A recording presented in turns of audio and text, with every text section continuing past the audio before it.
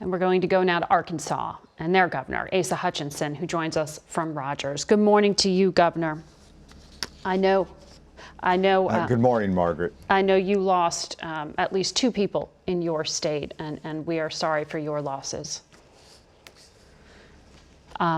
Well, thank you, and our heart goes out to Kentucky as well. They clearly got hit in a more severe manner, probably the same tornado. We're looking forward to having more information, but we lost one, which is a miracle that we only lost one in a nursing home in Monette, Arkansas, and there the staff did an incredible job of using their own body to shield some of the residents, and the fact that there was a warning system in place helped them to move them into the hallway.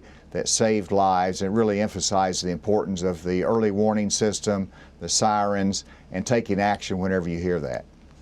Absolutely. I read that you have about 20,000 people without power. What is recovery and cleanup like for you right now? What do you need? Well, first of all, I did declare an emergency that allowed our emergency workers to move and to work extra hours and to take the steps that are necessary in the recovery. We did have over 20,000 out of power. That has been reduced significantly. Our power companies are doing an extraordinary job of restoring electricity. But what happens now is this is a very unusual event. It's almost like the tornado going through Arkansas picked cities along the path. Many times they're more rural areas. Here we hit multiple towns, causing enormous loss of homes and businesses. So the recovery is going to be longer. I would encourage people to look at their American Red Cross, the church groups that help us in providing immediate housing, but also water. And that's a way that everybody can help through those type of organizations that are on the scene. We've got to assess the damage.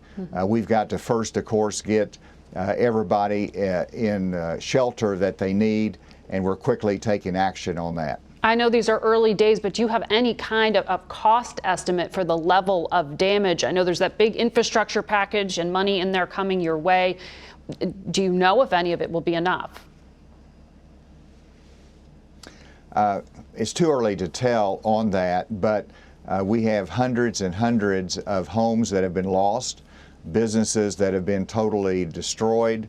There's going to be, of course, the shelter and other costs associated with it, and there's a lot of public infrastructure that has been damaged through this, from fire stations to otherwise. I talked to President Biden yesterday. He assured that they would cut through any red tape that was necessary. They want to help in the response, and so that helps build confidence. We've got to make the assessment and then determine exactly what those dollar figures are, and it's too early to tell at this point. In looking at what's been happening in your state, you started the year with some extreme weather events, and now you're here. How do you prepare for these kind of dramatic weather events now that you rebuild? Do you have to approach things differently?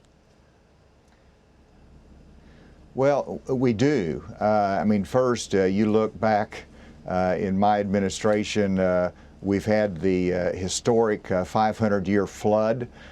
We've had, of course, tornadoes. We've had, of course, the winter freezing event that caused us to lose power. And so these extreme weather events, we're having to spend more time in preparing for.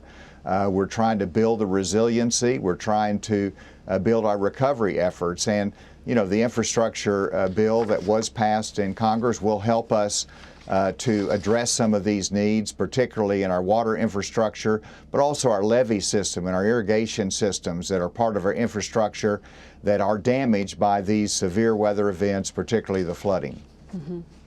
Well, I know, Governor, the country is watching, and prayers will be sent your way by so many who are listening to you right now. Thank you very much, and good luck.